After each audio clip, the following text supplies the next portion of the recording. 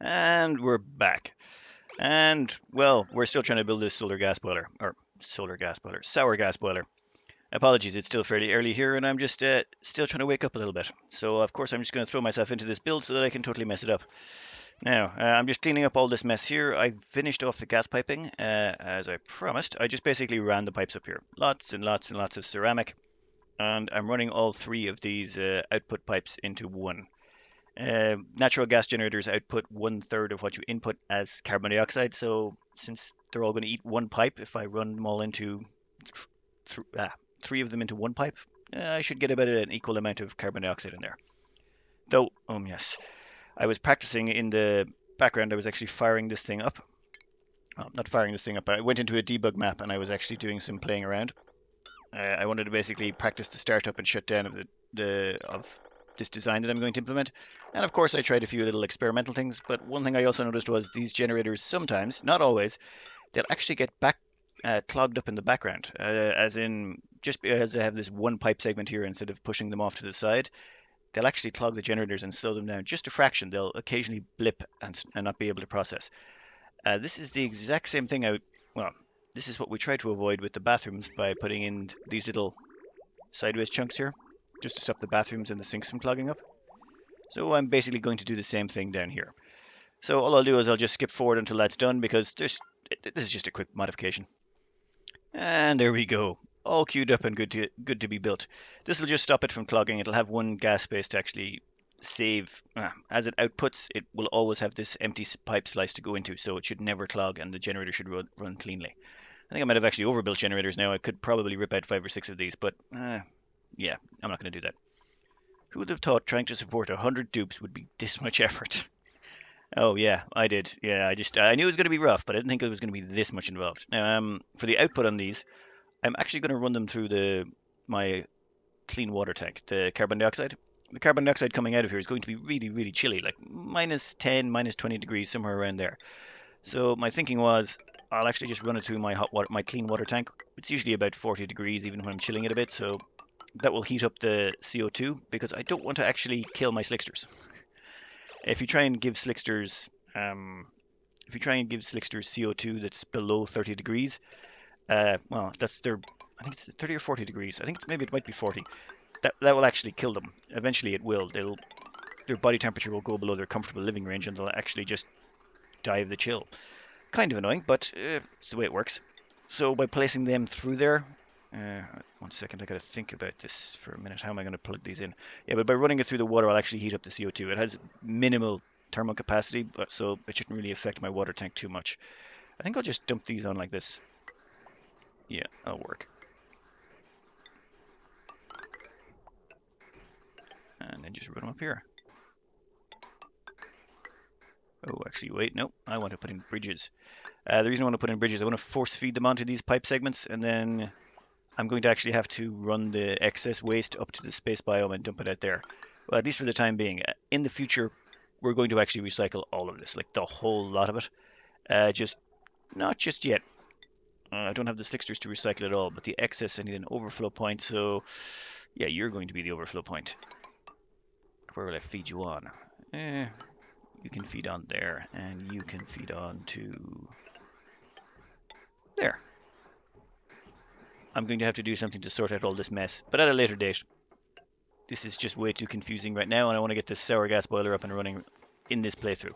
I don't want this to stretch into another video. It's already been too long. Now, you up. Yeah, I should have hooked those up before. I don't have to do this cancel shenaniganry, but there we go. Okay, that should be all the waste products taken care of. Wait, no, wrong one. Okay, natural gas plug is in there, or carbon dioxide plugs out that direction. That gets rid of all the waste products from the natural gas plant. This natural gas goes up there, grand. Now, I'm probably going to want to put in a little bit of a lock here to make sure this doesn't break. Deconstruct you. I want to put in a second batch of visco gel right here, and that will basically give me a vacuum in the middle, so that way there'll be no heat transfer from in here to outside, which is kind of what we want. Okay, get rid of that. Now, also I'm going to make a couple of modifications down here. In firing this up, I realized there was some it's very finicky to fire this design up the way I was going to originally do it, so I'm going to make a couple of modifications here. First is, just get rid of that automation wire there. What I'm going to do is actually put in some supercoolant, just a layer of supercoolant in here to act as a sort of a primer. It'll make more sense as it starts to build up, but we're going to prime the system with a bit of supercoolant on top here, and later on we'll just pump it out and dump it down here. Actually, I should probably deconstruct that as well. Okay. Also going to want to get rid of that gas pipe, otherwise I'm going to start running into overheat problems. Actually, get rid of you to about... yeah, to there is good. And we'll change the ventilation vent to up here. And that should be all the modifications necessary. Also, I'm going to have to move back that liquid lock. It's a little bit too close. And sweep all this junk up. Okay. Now, I'll just cut forward until these modifications are done. Now, I just dumped in 200 kilos of super coolant right on top here. There is method to this madness. I'm doing something that I don't think people do normally when they're doing sour gas boiling. I'm going to actually have a pool of methane to just sit there and act as a buffer. I don't want to actually just immediately... Most people just pump the methane directly out of the tank the moment it actually hits the plate. I don't want to do that. I want a nice stable system. So to do that, I'm going to actually collect a bunch of methane first before I start pumping it out, and keep a nice buffer there for myself that will prevent things flashing to natural gas and just messing up the system, or just being inefficient about it. I want to keep all the methane at the correct temperature. Also helps gas flow because I keep a nice stable vacuum down there. Now, oh, one last thing I got to do was, yeah, I discovered an issue up top of the map. Yeah, my oxygen production has stopped, and all my rockets have stopped running. And I've been looking at this, and I've been trying to figure out why. These batteries are set up here. They're giving off a green signal, but that's not engaging. Why? I have no idea. So I'm going to deconstruct that automation wire and then see what happens. So I'll deconstruct the automation wire, then rebuild it, and hopefully I won't lose too much oxygen in the process. How much oxygen is in there? 4 kilos. We'll be fine. Worst case scenario, I can always put more in. Okay. And now we'll just hook it back up again. I've tried playing around with the automation settings. Everything makes no difference. What should these be set to? 40, 60. So it's actually the same as those, which are working and chugging along just fine, and see if that makes any difference to the whole mess. So this should turn on now? No, it still did not turn on. Why is that not on? One moment. You know what? Let's just deconstruct a lot of it. We can rebuild it all from scratch anyway. Put in a new automation wire. Actually, let's just build it to one battery and see if that makes a difference. You set to active below 40, standby below 60. Yeah, this is a bug I've never encountered before. Oh, and there it works. Okay, you know what? Good enough for me. As long as that's got my oxygen production back up and running, I can start launching more rockets. That was going to eat into my steel. Still got plenty of pressure in there. Yeah, that'll keep the Wheezeboard happy. Excellent. Okay, that aside, let's go check out what's going on down here again. Hey, let's get back to work. Now, I accidentally made this out of gold amalgam, which is a bad idea, as that will melt horribly in the temperatures that this is going to be exposed to in here. This is not going to be a pleasant place for anything below steel. Actually, even steel is not going to last in here. Niobium and terbium are pretty much the only things I'm going to be able to use in this area. Though the dupes will be able to retain access. I've made sure of that. I want to be able to maintain this because this is still a relatively new design, and if I can't get in and out, it will probably fail horribly. You are supposed to be spitting out viscogel. You want to get a sealed liquid lock there. And once that's done, that will give me sort of a vacuum seal in the middle, so no heat should be able to escape out that side. Well, hopefully. Oh, seriously? Where did I find 36 kilos of viscogel lying around? You know what? They're going to get 200 kilos next, and a little bit's going to spill, but that I can live with. I have also went to all the effort of putting in a bunch of power wires. I've got them all just one tile away, or just basically beside each other, so that I should be able to just hook them up without even having any dupe interaction involved. And I've upgraded this to 6 large power transformers so I can actually feed this whole monstrosity. Now, I think we're just about ready to put in the last bit of the step, which is I want to put in the actual counterflow heat exchanger here. I'll run the pipes over from the oil off screen. Now, to do that, we're going to have 4 layers of thermion piping right here. After that, we're just going to switch to gold because, well, this will basically just drain out the last of the heat as it exits the system. And then for the rest of it, it can be gold because we do have plenty of, I left myself a nice long counterflow for heat exchange. So shouldn't be that big of a deal. Nope. And for the last two bits, I'm going to use thermium as well, or the last two legs of it. Just because this will be down there, down there, down there, and we'll come this direction. Yeah, actually, someone suggested I should use a mod that actually cuts out the saves or reduces them to once every 5 cycles. I really do want to do that. I think I'm going to do that for the next round of this because this is very frustrating having to put up with the counter save there or the saves at this point.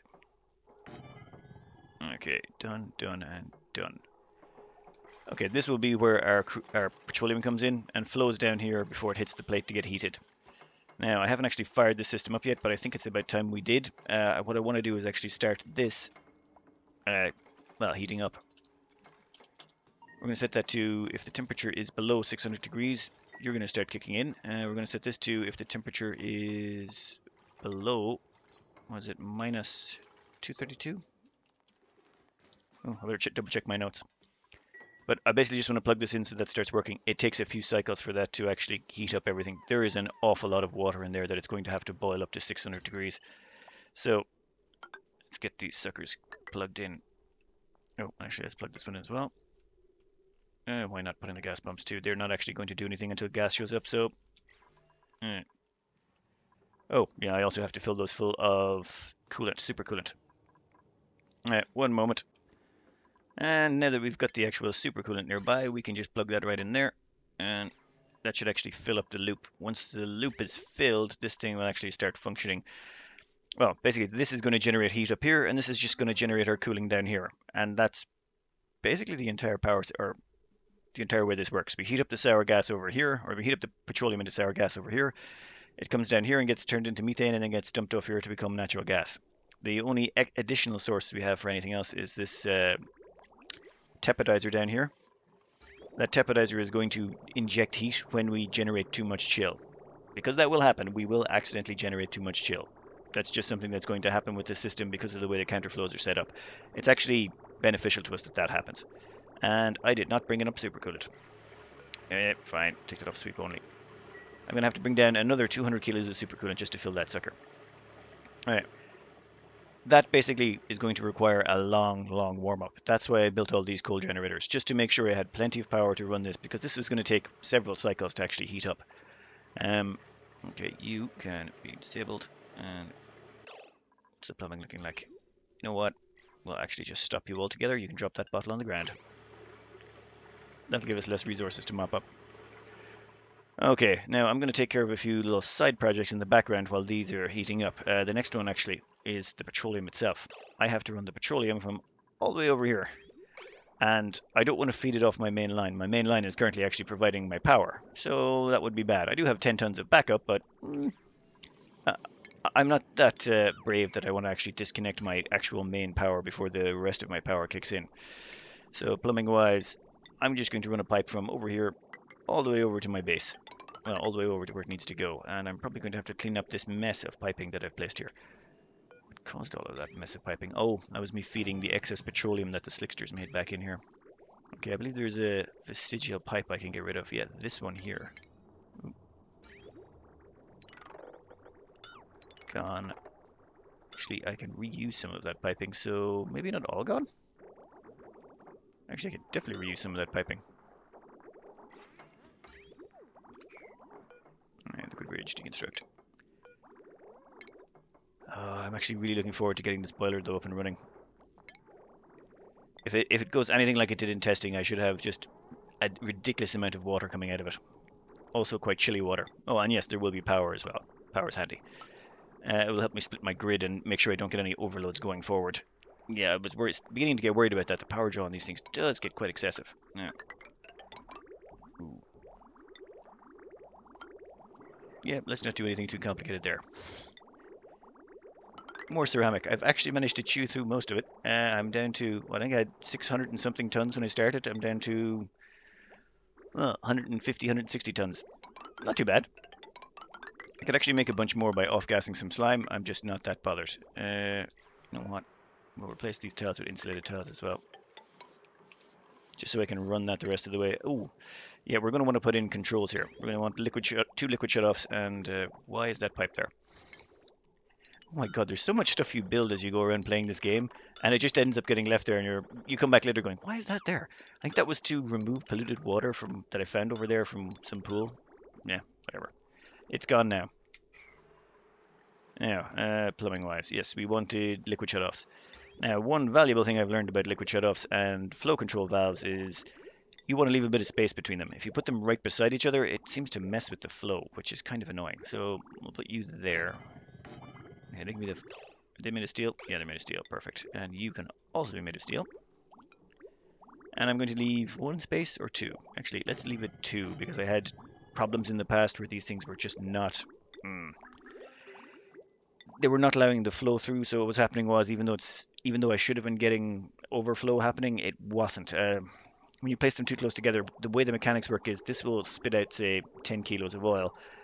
That 10 kilos of oil, if it's right touching up against this, it can't get through the valve, and this will only ever spit out 10 kilos at a time. So until the first pipe clears, it can't let any more out. Just leave some space between your shut-off valves and your flow control, otherwise you'll end up with the same problem. I had to do a little bit of modifications back on the oil? Yeah, down here. Yeah, I had to run these out to the side. You can see here the mechanic in effect. Like basically that pipe there, you can see it occasionally dropping to 5 or 7 or whatever. It's just the flow control is basically limiting what's going through, so it's actually messing with the system. And if you just connect them directly up, I was not getting the right amount going through, and it was really messing with my calculations. Just something to be aware of. Now, oh, that piping is getting messy. Okay, that will run that there, and then we just run in our petroleum pipe. Yeah, you can go that way. Actually, I should probably use some more insulated tiles over here. Yeah, there. Oh yeah, you're not getting me this time. If I place a tile below that liquid lock, yeah, that would be bad. Don't place a tile below the liquid locks, or else they'll drop and you'll break your vacuum. Placing them right beside them, no problems it seems. Okay, nothing dropped down there, so I didn't lose any visco gel out of the liquid lock. All good, perfect. Plumbing. All right, insulated liquid pipe, and there we go.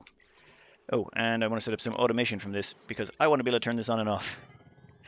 Having flow control is nice, but being able to shut it on and off with a switch, also much handier.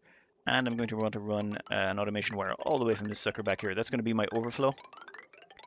And by that I mean, when the system gets to the point where I have too much petroleum building up, I want to be able to send in a signal that goes, I've got too much petroleum, start boiling some more. We'll put you there. And we'll build a hydro sensor right at this point. Okay, so that hydro sensor there is going to detect when the oil in here gets above a certain amount, or the petroleum gets too high, and when it does, it'll activate this second valve here, which will activate an overflow. The overflow we're going to turn off for the moment, and this we're probably going to set to a kilo to start. We don't want too much oil getting pumped into the system. Also, yeah, that's going to be turned off for the moment as well. I don't want that thing actually activating just yet until we have all our ducks in a row. We're also going to need power for this. Fairly straightforward. I'll just grab the power from one of these lines over here. And that should cover our power needs so we can actually let the petroleum start flowing. Actually, has the petroleum started flowing? Nope, that hasn't started flowing because I haven't plugged it in over the other side yet. Also, can they reach that? There's always something that gets you. That'll go up there. Yeah, that's grand. And this is going to need some power. I'm looking for power on this side. Energy 1.7. You know what? Yep, you're well within spec. So, well within... Okay, you're just about within spec. And we'll throw that in there, and that'll get us our petroleum. And is our automation finished as well? Oh, it's still waiting on those few ladder segments. Okay, but that should get the whole system up and running. I'll just fast forward until all those little bits and bobs are done. Oh, actually, how's this looking over here? Temperature 7. If the temperature is below... one moment. Okay, this is supposed to be minus 175. The reason for that... That's the temperature I want to have this pit get to. Pit? No. Methane condenser? Yeah. Minus 175. Sour gas will actually condense a bit low, a bit like 160, 169, 170, somewhere around there. But I want a little bit of extra oomph in this because if you don't, occasionally the methane will flash to well, natural gas, and then it'll go messing up the system. Well, it won't mess it up, it'll just cause an annoyance. I prefer to keep everything nice and stable, so we're aiming for minus 175 around about there. So that if the temperature is below minus 175, open the doors. Okay, as you can see, this is all starting to heat up, and this over here is starting to chill. However, this is super coolant we're dealing with here, so this will chill very, very slowly. And because that chills so very, very slowly, we have an enormous amount of steam in here to make sure the aqua tuners stay on long enough to actually provide the chill we want. Well, that's the plan. We can delete you. And that's basically the start of the guts of the system. All I got to do now is configure a few of these minor bits and pieces here. Where have we got that set up to? Okay, that's going to be sour gas that's coming down there. So yeah, you can be set to spit out sour gas. Everything else goes out that direction. You will be set to if you detect natural gas. Where is it? Ah, there we are. So occasionally a bit of natural gas might escape out of here when on boot up, and if it does, it'll flow up here. It'll eventually end up in this corner. This fan will collect it and pump it right back down here. Well, it'll pump sour gas down there. If it pulls any of that, the natural gas will get dumped across over here into the natural gas extracting area. Just make sure that I don't have to do any maintenance on the system. Yeah, that is going to take a while. As you can see, it's slowly raising in temperature. So I'm just going to go off and do some... Whoa, new printables are available. Diver's lung. Yep, narcoleptic. Don't care. What are you? New recruit 10? 11? I'm going to say 12. Is it 12 though is another question. Nope, it's 11. Ah, I have a terrible memory. So you're going to be 11.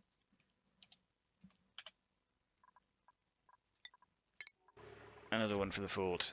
Oh, yeah, that was one last modification I had to make. We want one more insulated tile.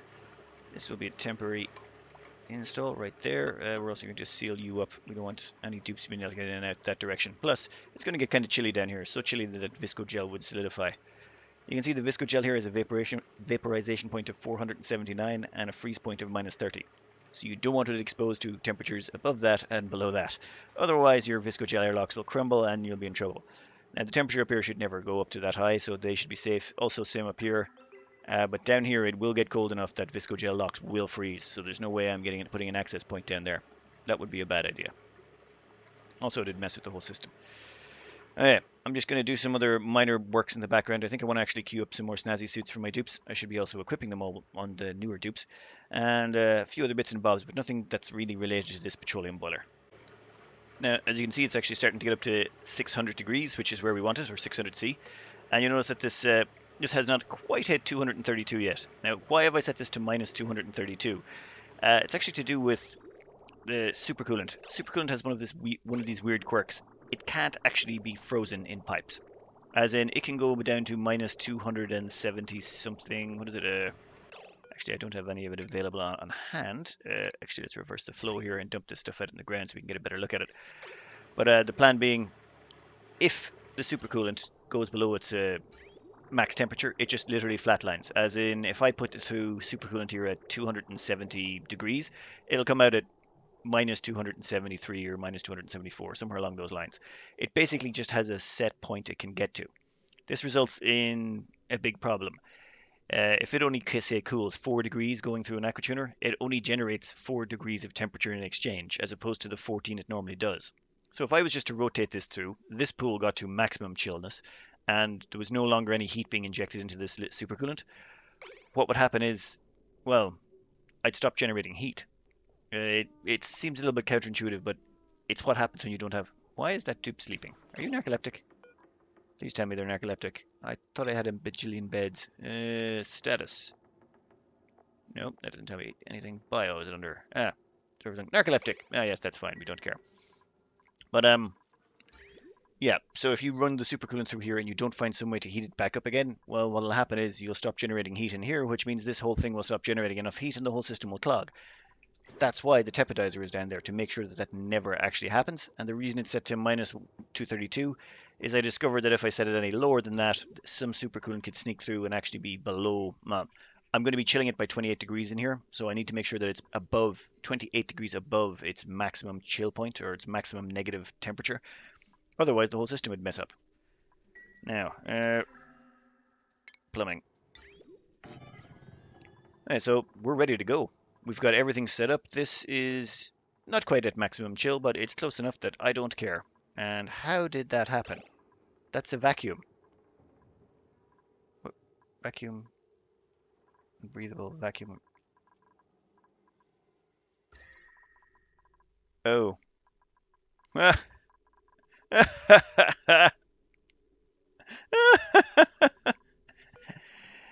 Yeah. So we'll just deconstruct that and we'll dig out that visco. Okay, I'm pretty sure I can sweep that up into my main pile and then the visco gel will blob out once it heats up. I'm just going to replace this with an insulated tile and replace that visco gel airlock. That was, yep, that's what I was talking about. Somehow the chill managed to make it all the way from the bottom of the map up to there. Kind of impressive. You know what? We'll put that there. And stick a bottle emptier on it. I think that'll work. It should go up there. How's the temperature on that looking? Yeah, it doesn't soak up chill very fast. It's ceramic. So basically the chill from down here managed to make it all the way up. That's quite impressive. It's really quite impressive. I didn't think it'd be that good. That is, damn, it's minus 40 up there. That's actually good. That's a bit of pre-chill for us. I really thought that insulation would have helped, but I think it's something to do with it's got to be the temperature shift plates, right? How is that chill actually getting out of there? There's a whole line of, the ceramic. Strange. You know what? Not going to care about it. We're just going to fill this sucker up and fire up the system. I'll just skip forward until this is ready to go. Yeah, that works.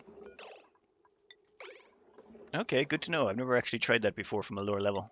Get rid of you. Deconstruct. And then we can get rid of that tile. Okay, so that protects my visco gel airlock from being frozen solid. That's a new one on me. Oh no, I've seen them freeze solid before. It's just, yeah, that the distance that chill traveled was kind of impressive. All right. Let's fire this up. What do we got to set to? 1 kilo, you are off, and you we will enable. Now, I'm just going to let through a small bit of petroleum here to start. I don't want a lot. What I want to do is just warm up the system.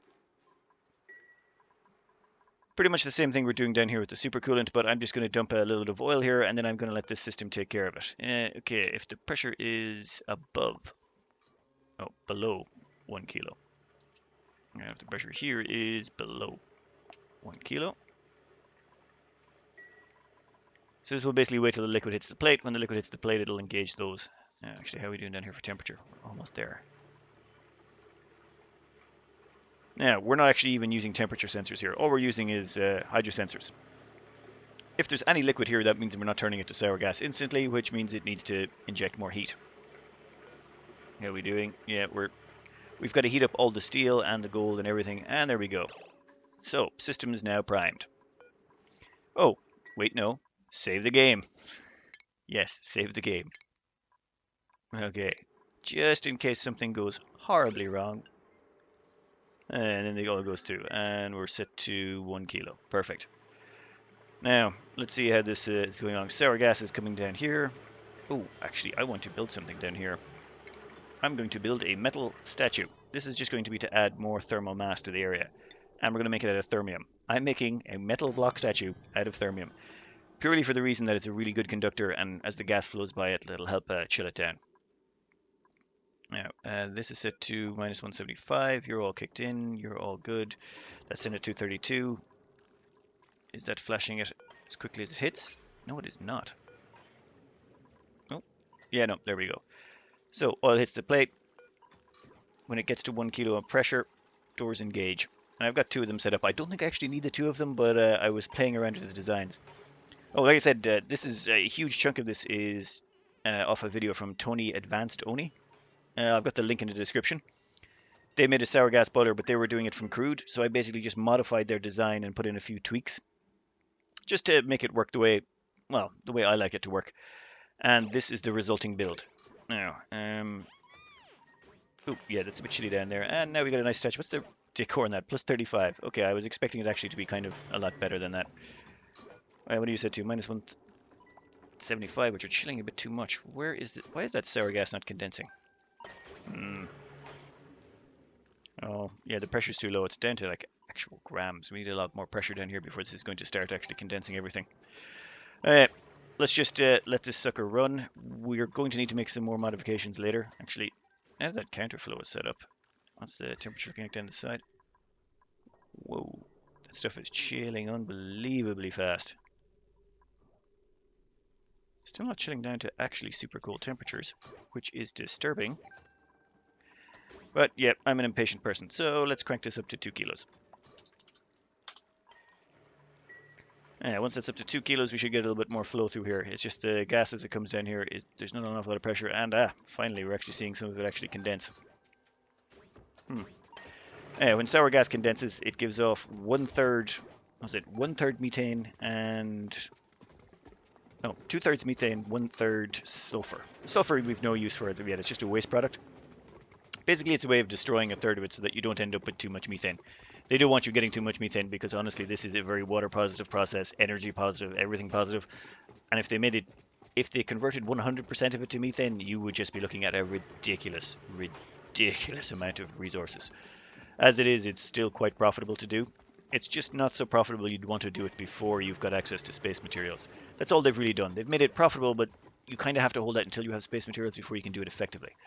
Now, we have a layer of methane building up on top there. It's about 2 kilos. And let's go through the settings here. These two pressure sensors are set to 750 kilos. And they're both hooked up to the liquid pump. That liquid pump won't activate until there's either 750 kilos of methane in here or 750 kilos of something down here. So what's going to happen is the methane's going to build up until it hits 750 kilos on top. And when it does, this pump will activate. Now, of course, there's a bunch of supercoolant in here, but that'll get spit out down here as well. Eventually, we're going to get rid of that layer of supercoolant. Well, the pump will get rid of it for us, mostly. And then we'll be just left with a pool of 750 kilos of methane. That methane will get pumped out here. It will flash to natural gas because it's going to be counterflowing against the hot sour gas coming down from the boiler. And when it does that, it will flow up here, counterflowing against the sour gas, and the two of them will exchange heat because of all these temperature shift plates and the gold tiles in the way. So this is basically just a big giant counterflow here. This sour gas here is counterflowing against the petroleum that's coming in. So as you'll see there, the petroleum's coming in up the top at about, what are we looking at, 105. Gets in here, it's plummeted a bit. Yeah, that chill from over here was actually leaking in. So it gets down to the bottom, what are we looking at? 400 degrees. So it's heated up to 400 degrees before it gets there, and that will only improve. Actually, I am very, very impatient. Let's just go up to 4 kilos. Okay, now it's actually condensing down a lot better. Let's check the gases. Gas overlay. As you can see, the moment it just gets in there, it's usually just instantly turning straight into methane. And if we check the pressure sensor here, we have 9.4 kilos of methane already. However, I'm getting up to 750. I probably could stop at 500, but I don't want to. Now, the reason for this supercoolant being down here is to do with the freezing point of methane. Let's grab some methane there. The freezing point is minus 182. And the problem is, if you freeze methane, the melting point of it to turn it back into a liquid is about the same point it flashes to gas. So you basically have solid or gas. That's it. All you're going to get if you accidentally solidify it. That's why I want a pool. If I have a pool of methane that's all cooled to 175, I'll never have any of the sour gas turn solid. There's other ways to do it. It's just even with my liquid oxygen, liquid hydrogen setups, I like to use similar systems where you have a pool of the resource already there. What's going on up here? Why are you not flashing that immediately? How much oil is there now? That's 60 kilos. You know what? We're going to crank up the temperature a bit there. And maybe we should reduce the flow back down to 2 for a minute. Let's make that 3. That should be flashing. Why is that not going? Do I need more temperature in here? You know what? I do. I'm going to need a lot more temperature. Let's make that 620. I eventually usually max this out about 640, but this is to do with the temperature down here. As this starts working and condensing, we're not going to have any counterflow going on while this is accumulating the 750 kilos of methane I'm trying to accumulate. Okay, you know what? That's not working, so let's just turn you off for a second.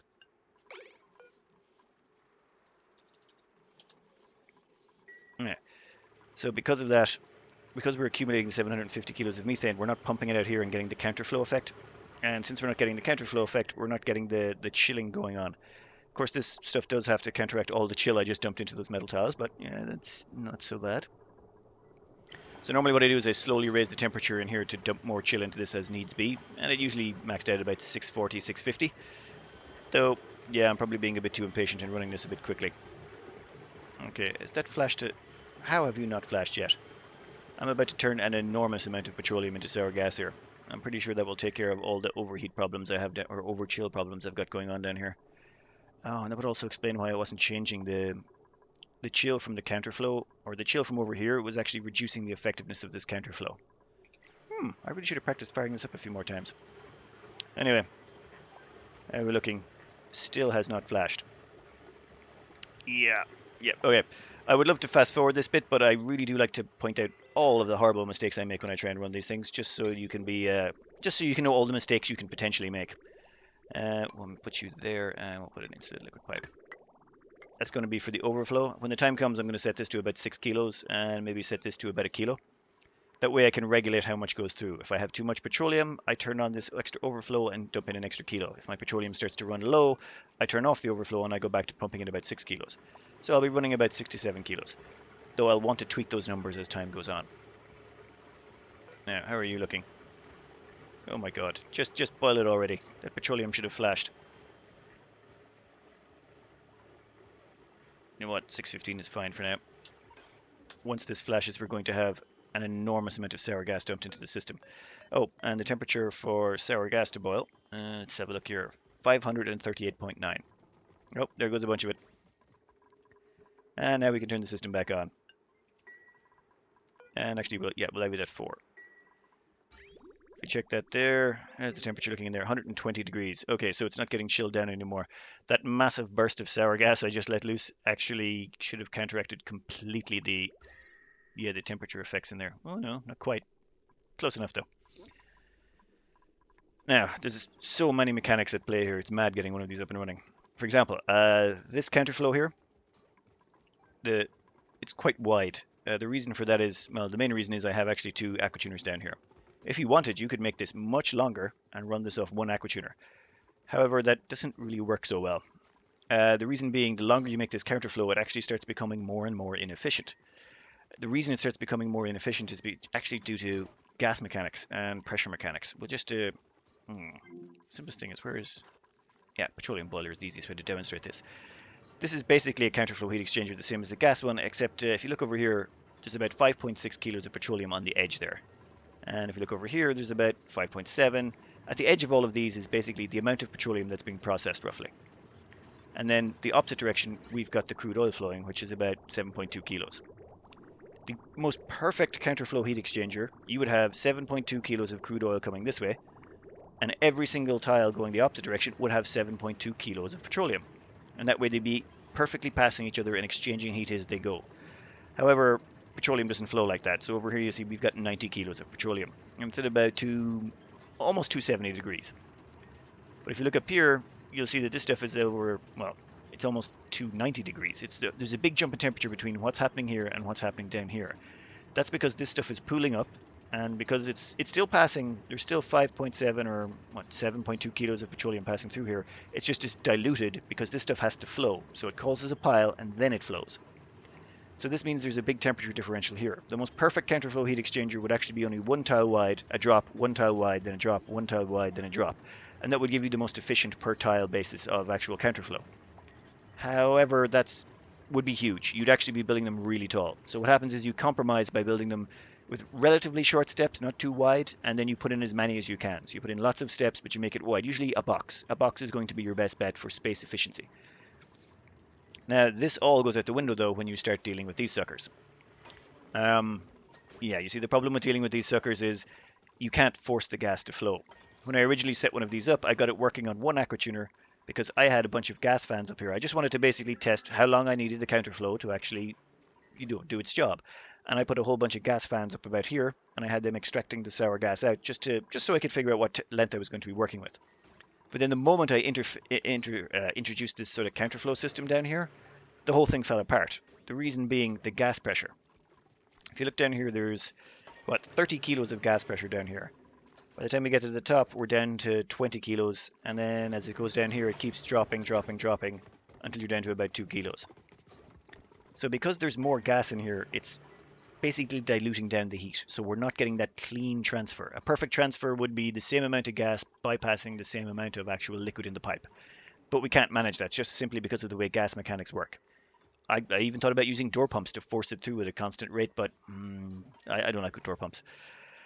So what you're left with is you have to, if you make this longer, it will technically become more efficient. However, it also becomes more inefficient because the gas pressures will be bigger at the base down here and all the way along. So the longer I make this whole counterflow that goes from here all the way down to the chill chamber, actually the more inefficient this counterflow exchanger becomes.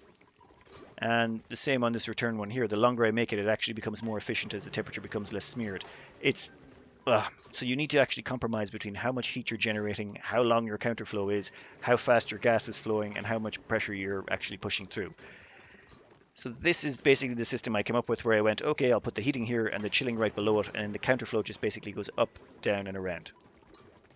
This allows me to run, this thing will run it up to 10 kilos per second once it's fully operational and the temperature has, yeah, see, the temperature is actually pushing through now. Still getting a decent amount of chilling down here. And what's our pump up to? We got 143 kilos. You know what? I think we're safe to start actually dumping in more heat. Oh, actually, I forgot something. What's this? 232. You'll see here the chill is actually being drained out of this box. We're not generating as much chill as we're using. This is something I couldn't help. Basically, if this starts to become a problem, I'll just crank up the temperature sensor in here to a little bit higher. Say, let's crank that up a couple of degrees. And that will generate us some extra chill, and this box should get a little bit colder again.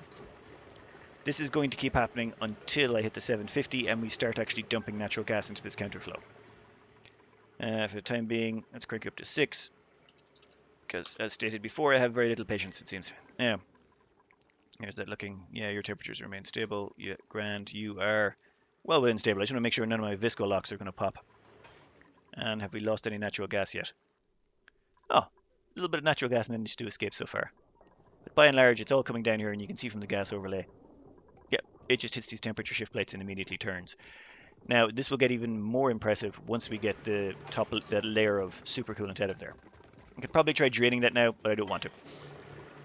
I'm going to let this run, because that's what I did on the test map, on the test debug map. And basically, I just let this run until it's about 750 kilos. So this I'm just going to let run for now. We'll see what happens. And is that going to overflow again? Oh, don't overflow on me. Don't do that. Yeah, the counterflow still hasn't quite hit stability. I'm going to have to turn that off again, aren't I? Ah, it's my own impatience. Oh, wait, nope, that's too little. And we'll just turn you off for a second to hopefully the system can catch up with itself. Buggery. Well, I'm just going to fast forward this anyway. There's no need for you to see the rest of this actually warming up. I'll just cut back in when we're about ready to, well, when I do make any changes to any of the settings. I figured something out. I kept wondering why that oil kept staying there, the petroleum kept building up, and then I remembered. I didn't put any temperature shift plates in. Yep. I'm pretty sure I actually encountered that exact same issue when I was playing around on the debug map, trying to get one of these working, and I completely blanked it again. I forgot to put in the temperature shift plates there. Put in your temperature shift plates. Now, one thing I should point out. I originally used diamond tiles down here for the heat injection, but what I discovered was this actually injected too much heat, and it made the whole boiler more inefficient, so I had to make it a little bit bigger. So instead I used diamond. Now this seems to be slowing down the heat injection at the beginning when you're actually firing the system up, but swings and roundabouts. It just means once it's up and stable though, because the whole plan here is once this is up and running, you don't stop it. This design here, I should really point out we have gone way beyond tutorial stages here, and we are just doing, we're just trying to build this monstrosity so we can support the maximum amount of dupes possible.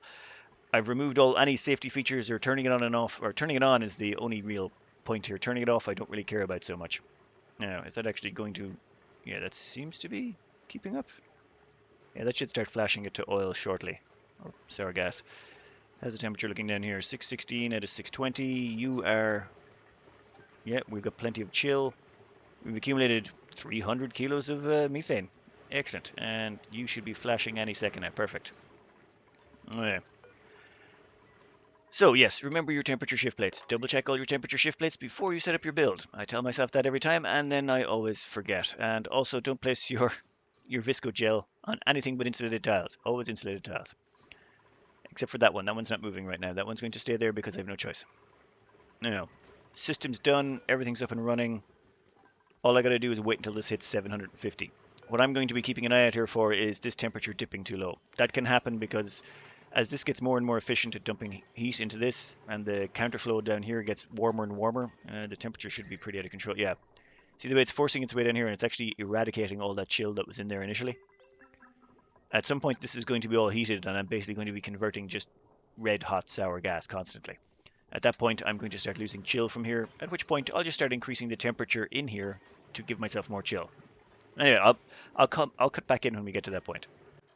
Yeah, I'm just going to crank it up to 5 degrees. I'm impatient. 5 kilos, I can't wait. Actually, you know what? Let's just make it 6 and see if it sticks. I don't even care at this point. I just want to get this system running so that I can get enough methane in here to start pumping. And once that's operational, or once this starts pumping, we can actually start generating power out of this whole system. Right now, all the power is still coming from that giant coal brick over here, which is handily eating it. I mean, what, maximum power draw? We're only drawing about 2.4 kilowatts, so I could have made this much smaller, but this is going to act as my backup power generator for the rest of the game, so, you know, no point skipping, especially considering the amount of investment in infrastructure you have to make for one of these monstrosities. Temperature in here, minus 20 degrees. Perfect, that's exactly what we wanted. I'll cut back in again when this inevitably breaks in some other way or I have to change some other setting. We're at 6 kilos. Yes, wait, are we? It's a liquid bridge. Insulated pipe. We're up to 6 kilos per second and it's flashing the moment it hits the plate. And that's why diamond temperature shift plates are so handy. Alright, back to in a minute. Now, this is that not chilling enough that I was talking about. As you'll see here, the temperature here has dropped to minus 227 on this on my chill tank. The reason for that is that I'm not actually, the counterflow isn't running yet. I haven't actually started dumping any of that methane in here to start the counterflow process. And because of that, I'm not actually getting any counterflow with this, which means it's coming down too hot and we're burning an awful lot more chill to actually get it, well, to make it solidify. So, if this starts happening to you and it starts becoming a problem, because it can get low enough that this is going to start flashing, all you do, crank up the temperature in here. Let's make that 630. And now those will activate for a long period of time, and they'll actually start dumping more chill into this box. And because of that, the temperature should start actually going down again in here. Well, not by much, but at least it's preventing it. Oh, and there the pump just activated. What happened? We hit 750 kilos of pressure, and when it did, it activated the pump, and it actually sucked out some of the supercoolant. The pump radius is 1 tile to the left, 1 tile below, 1 tile to the right, and 1 tile above the bottom leftmost tile. So most of the pumping should get the supercoolant first. Well, that's the hope. This tile over here I probably won't get. I'll probably have to mop up that tile of supercoolant, but we'll cross that bridge when we come to it. For the time being, though, we're actually starting to get to the point where counterflow is happening, and that supercoolant there should be dumping chill into there, which should be dumping chill into the gas, which means our efficiency should be going up. Now, how are we looking? Are we almost at it? Yeah, I know this is a lot of methane to leave lying around. That's about each one of these tiles, and there's 5 of them, is about 5 tanks of natural gas. So that's 25 gas tanks full of natural gas I've got sitting there in liquid format. And there was the pump again. So it's pumping out, and it's slowly but surely sucking out all the supercoolant as well. And there we go, we're having that weird drop-down effect. And there you see it's dropped down to here. Let's stop this for a second. What are you at? 900. Yeah, we'll let you go. Now, that tile over there, I can never get. If I made this 1 tile narrower, I could probably get it, but I wanted it to be 5 tiles wide. So instead, I'm just going to have a dupe come down and mop that up. Yeah, it's okay. It does mean that this is a little over-pressurized right now because it can't actually flow into that tile, but once I mop that up, we'll be good. And that will be the end of the system setup. Oh, we'll cancel that. Yeah, no, they got it. And that's all the supercoolant and everything sorted, and we have a pool of 635 kilos. Now, of course, Wow, that supercoolant's going to dump a lot of chill in there. That's perfect. That'll help keep the system running. Now that we've gotten rid of that layer of supercoolant, I'm going to deconstruct that tile to increase airflow here. This was the original design before I made my modification, and this will give extra gas flow to this point so that that statue can really get around to actually converting that stuff as quickly as possible. Let's go back to gas. And there we go. Where that's all white, that's vacuum. So what's basically happening there is the moment that hits this sour gas hits that area, it basically just instantly turns into, well, methane and sulfur.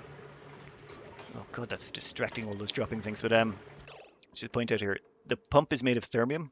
So if you'll notice, its temperature is absolutely ridiculously chill because it's touching the methane, and its thermal conductivity is so high that it actually helps bring all that gas down as chill as it can.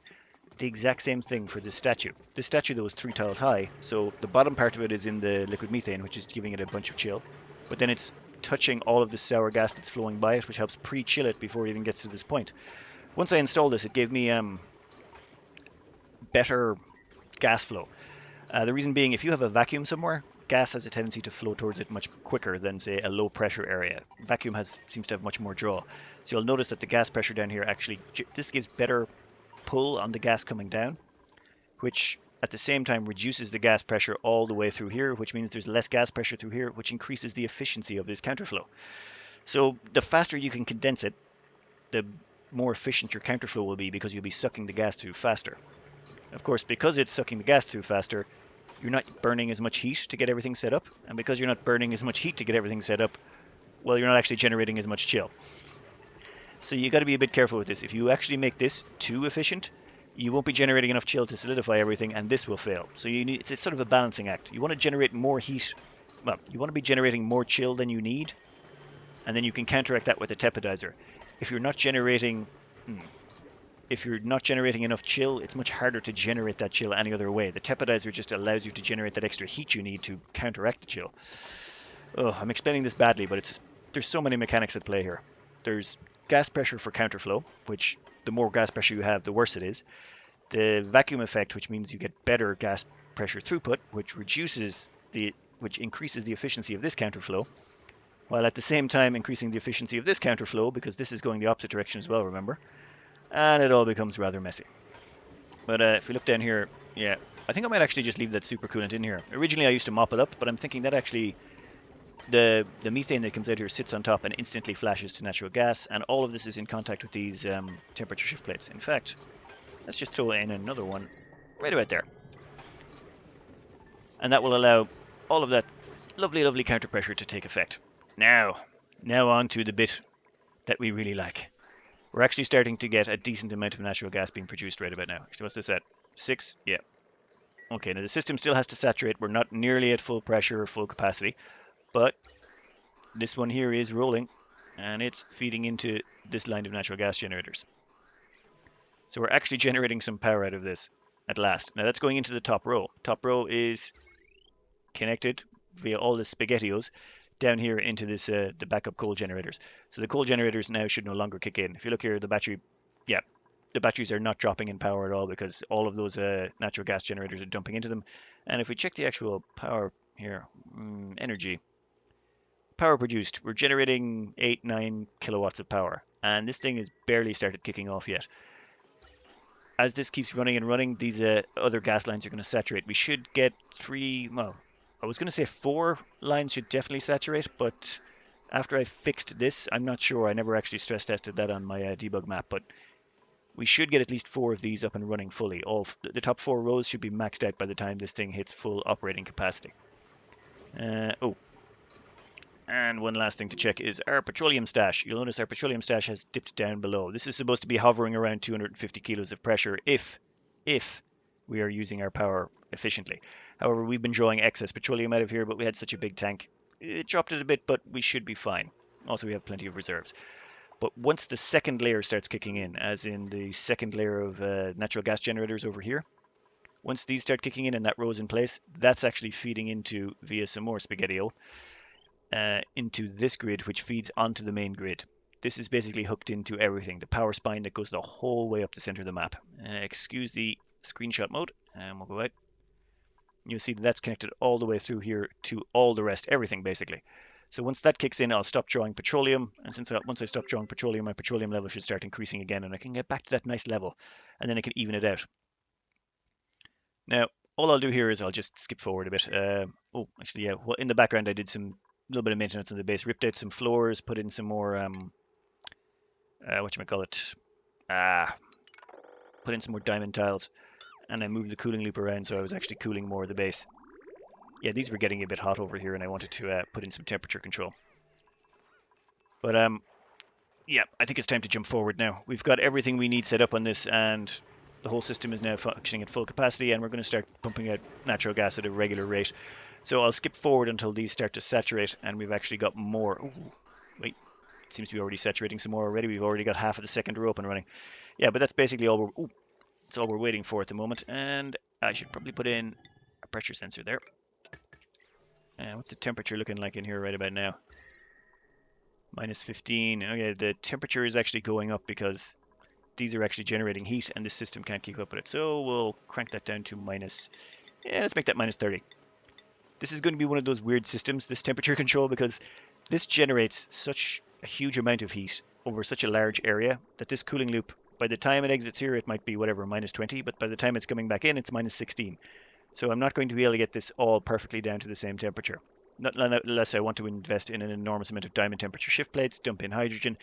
I'm not that bothered. All I'll do is I'll chill this down in here until it's about minus 30, maybe minus 40.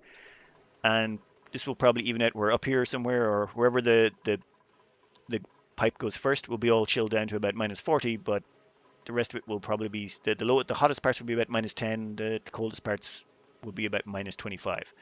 Well, that's the plan. And yes, we'll skip out about here and we'll jump back in as the hydrogen hits proper levels. So the system is sort of stabilized a bit. This is pretty much what I'm going to get for now while I'm pumping in 6 kilos.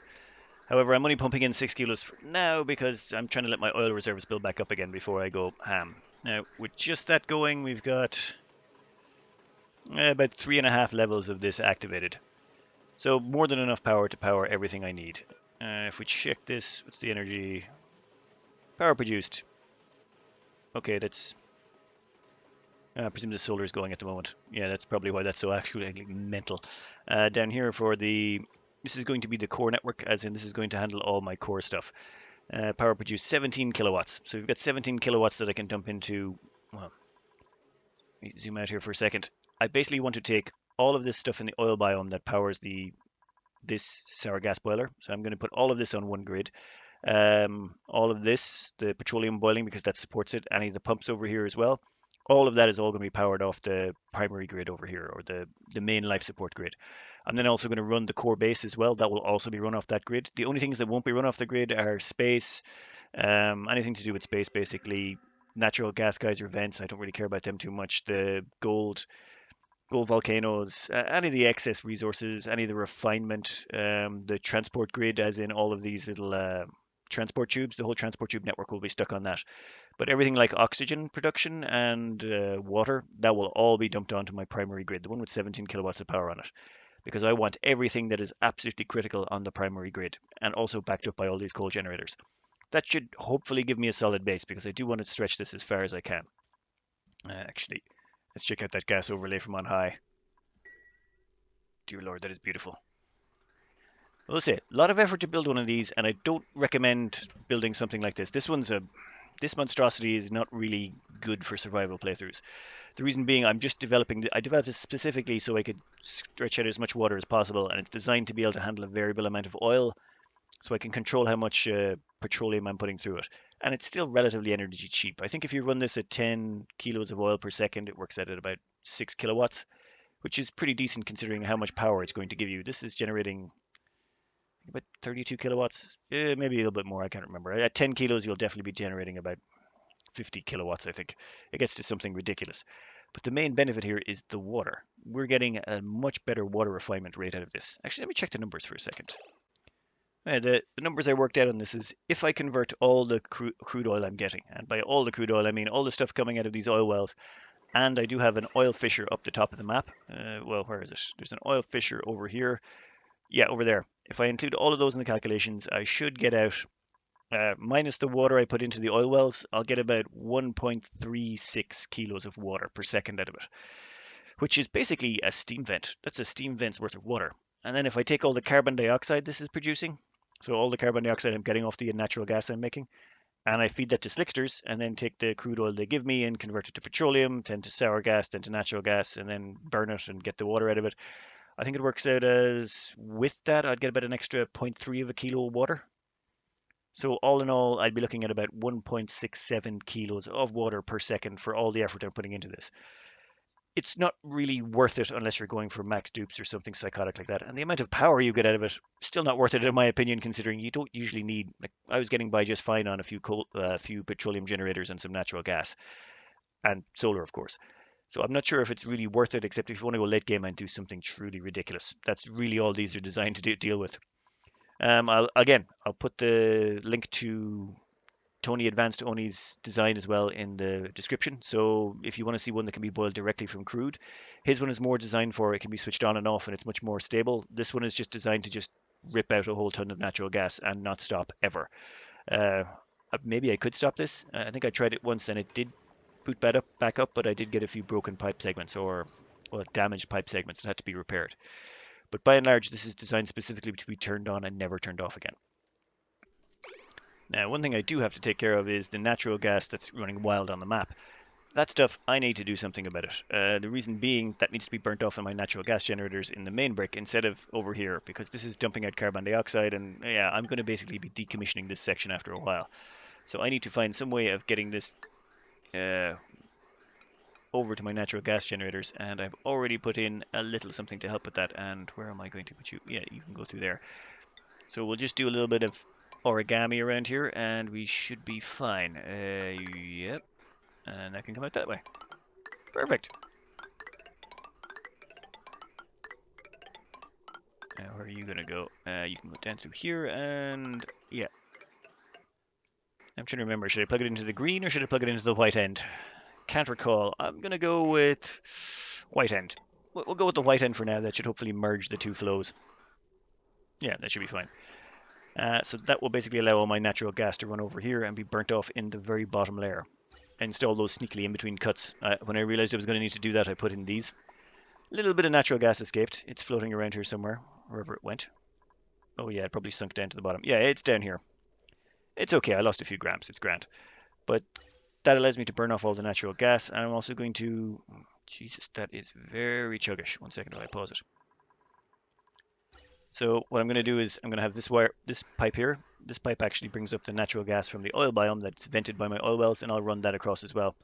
In fact, I may just do a straight cut. I'm going to have to do something about that pipe junction. That is an absolute mess, but it's going to take me an hour or two of just pulling things out and putting things back together. We'll be decommissioning this over here, so that will make things a little bit simpler.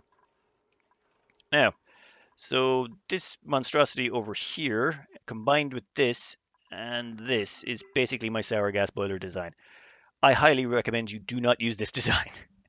I'll put the save game file up with this. You can have a look at it, tear it apart, do what you want, check all the settings, make sure everything is the way you want it to, and just to make sure that everything's covered, I'll put the... right now I'm just going to go over all the settings just in case anyone's curious and wants to actually build one. This is set to below 1 kilo for both of those, and they're both just hooked up to each door on the automation wire. This one in here is set to 630, but I started at 600, and then I slowly ramp it up as I need more heat and I need more chill down here. These both down here are set to 750 kilos, though that one I can now decommission, it's no longer necessary. Temperature sensor in the methane pit is minus 175 degrees, just to make sure that the sour gas condenses. And down here, this is set to minus 232 degrees, because if the temperature goes below minus 232 degrees, the supercoolant coming through here can potentially leave warm enough or cold enough that it won't require full chilling by both of these, as in these will only apply like 10 degrees of chilling to it all, and then that means they won't be generating as much heat as they need to, which is why that tepidizer is there. And that's it. That's literally this block here is the main core of it. That there is the core of the actual petroleum boiler. Everything else is just a counterflow to help spread the temperature out and increase energy efficiency. Oh yeah, and these gas pumps. Oh, and a quick note, you might be tempted, can I make a sour gas boiler that only has one termium aquatuner? You probably could. the thing is, you're still going to have to run this many gas pumps. You have to run an enormous amount of gas pumps. The gas pumps are actually using more power than the thermia macro tuners are using. So it doesn't matter if you could go up to 3 of these these aqua tuners, and it would probably still be not that much more of an energy cost considering how many gas pumps you're going to need to run this monstrosity. Anyway, I'll cut it out here. Oh, wait, no, not just yet. This over here is just to deal with any of the... Sometimes natural gas would flash down below and it would pop up here. This just helps filter it out. So this here filters out the sour gas and sends it down to the bottom of the map, and the natural gas, which should be the only other gas in here, gets dumped over here. If you get this contaminated with other gases, what you can do is you can put another gas filter over here. So this will send the sour gas down. This will send everything else over here. Then you filter out the natural gas and leave it in here, and all the rest of the gases you can dump out here. So CO2, oxygen, anything like that. Anything that gets up to the top here can be filtered out. However, if it ends up at the bottom, well, good luck. I've never had that problem, but if you do, it might cause a mess. So maybe start this in a vacuum and stick with it. Anyway, that is the sour gas boiler. That's got us a bunch more water to work with. So I'll cut this out here, and I hope you enjoyed. Good luck.